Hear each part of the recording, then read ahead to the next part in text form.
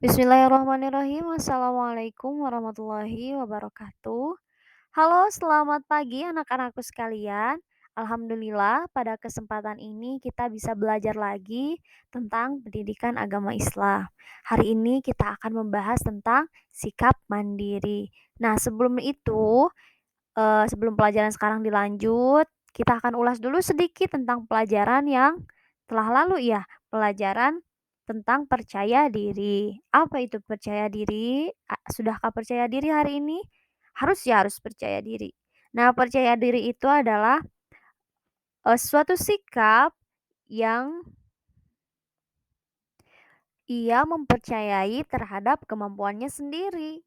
Jadi percaya diri itu harus kita lakukan setiap hari, kita harus percaya dengan kemampuan diri kita sendiri. Begitupun sekarang, saat kita mau belajar, saat kita mau mengerjakan segala sesuatu, kita harus mampu mengerjakan segala sesuatu sendiri. Kita nggak boleh takut duluan.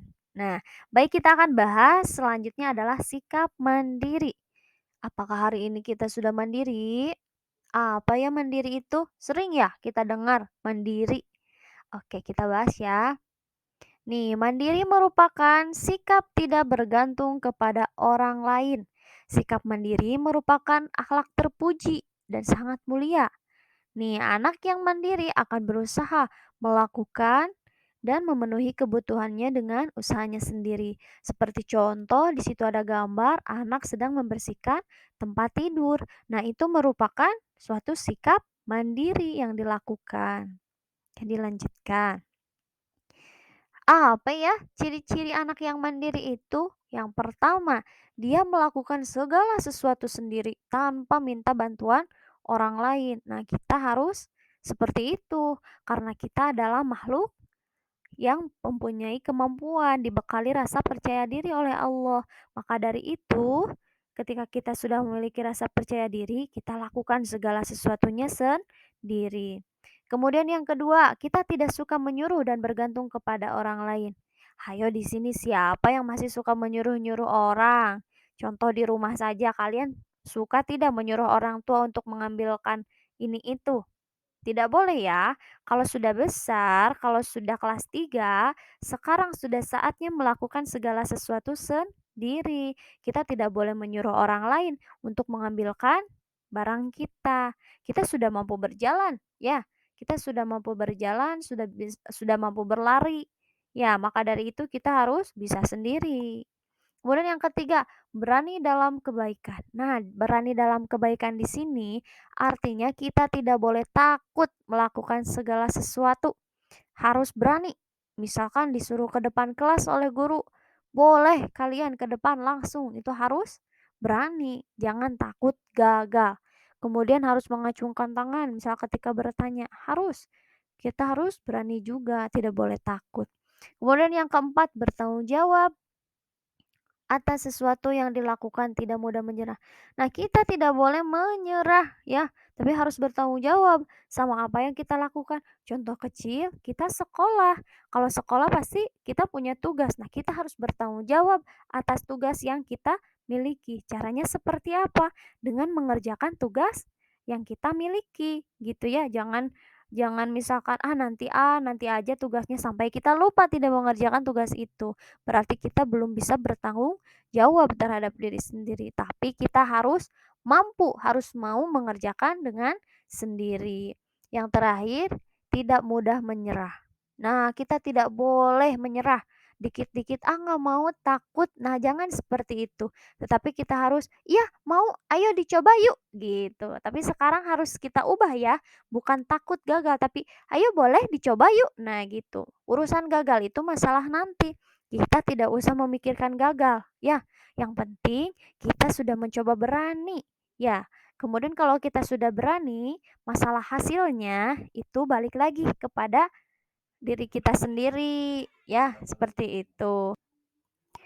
Kemudian selanjutnya di sini ada hadis tentang sikap mandiri. Silahkan anak-anakku sekalian tulis di buku, tulis ya beserta artinya, tidak usah dihafal.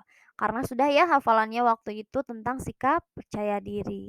Dilanjutkan lagi. Nah, kita bahas. Di sini ada isi kandungan dari hadis yang tadi ya, hadis yang tadi kita tulis.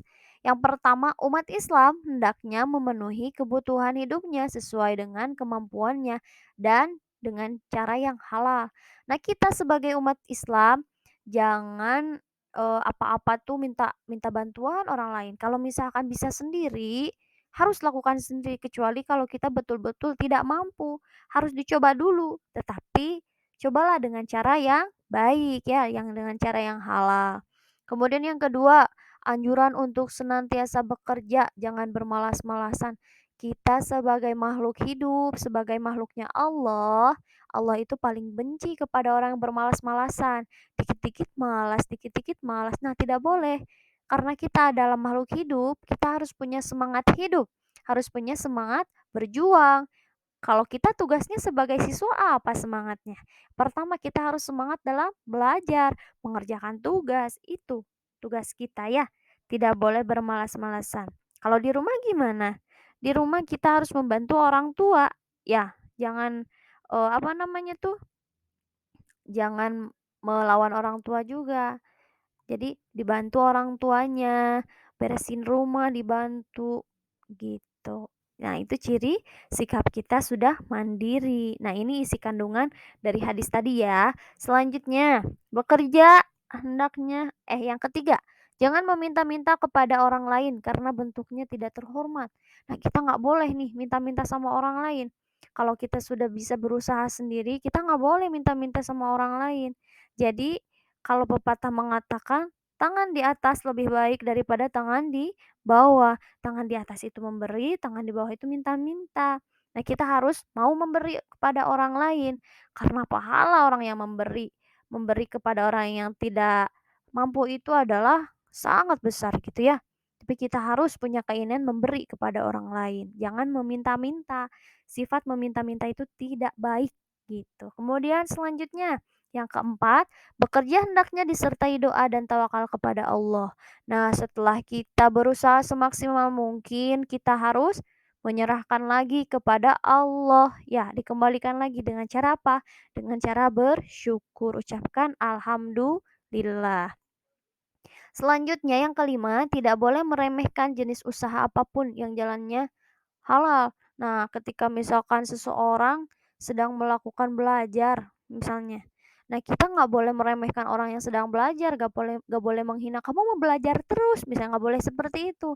Tapi kita harus ikut semangat juga belajar. Ya, karena apa? Segala sesuatu usaha yang dilakukan merupakan bentuk dia mencintai Allah karena Allah menyuruh kita untuk senantiasa berusaha ya. Jadi agar kita menjadi orang yang mandiri. Terakhir, Nabi Daud makan dari hasil usahanya sendiri. Nabi aja tuh ya, Nabi aja sama. Nabi Nabi aja melakukan semuanya sendiri. Dia tidak meminta-minta, dia melakukannya sendiri, tidak gengsi melakukan segala sesuatu. Nah, itu patut kita contoh ya. Oke, di sini selanjutnya ada gambar. Ya, di sini menggambarkan menceritakan sikap Nabi Muhammad SAW yang mencerminkan sikap mandiri. Di sini yang pertama ada Nabi Muhammad SAW sejak kecil itu mengembalakan kambing dari usia 4 tahun. Beliau mengikut saja kepada pamannya Abu Thalib. Ya, mengikuti berdagang tanpa pamrih, tanpa mengeluh, tanpa manja. Tapi bukan hanya kambing yang pamannya saja yang dia gembalakan, tetapi kambing penduduk Mekah juga. Saking dia mandirinya ya Nabi Muhammad. Nah, kita harus mencontoh sikap Nabi Muhammad ini. Usia 4 tahun sudah bisa mengembala kambing ya, hebat. Kemudian selanjutnya, Nabi Muhammad juga melakukan dagang. Dagang buat apa dagang? Untuk memenuhi kebutuhannya.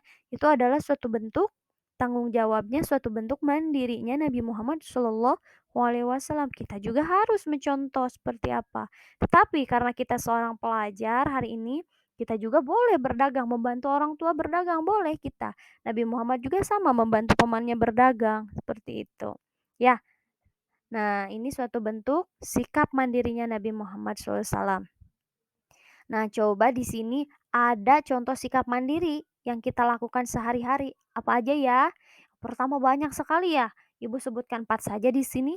Yang pertama merapikan mainan sendiri, kedua merapikan buku sendiri, kemudian makan sendiri, mengerjakan tugas sekolah sendiri. Pokoknya segala sesuatu dilakukannya sendiri tanpa bantuan orang lain. Nah, coba kalian simak, berikut ada kisah tentang sikap mandiri.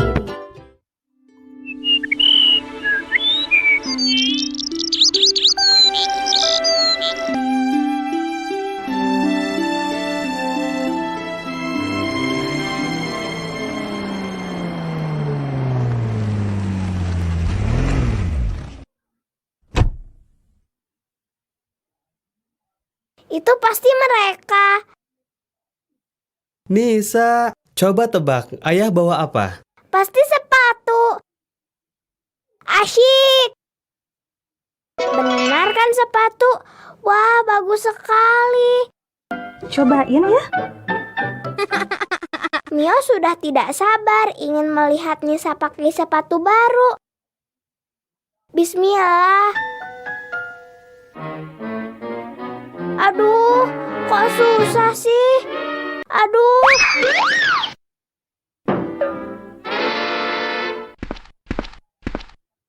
Loh, kenapa sayang? Kok dibuang? Sepatunya kekecilan. Masa sih? Coba Bunda lihat. Oh iya, talinya belum dikendurkan sayang.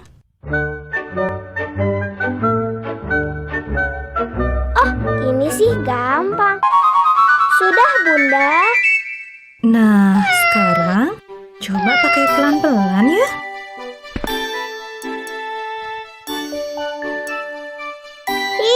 Makasih, Bunda.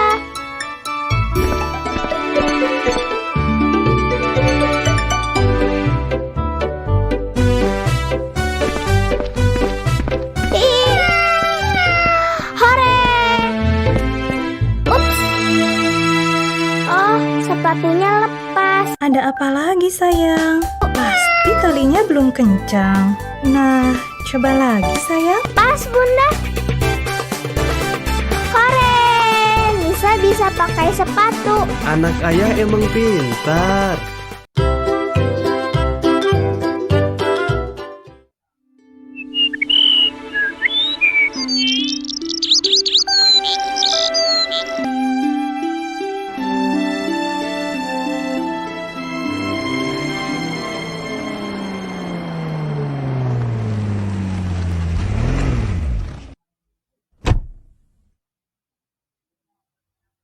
Itu pasti mereka.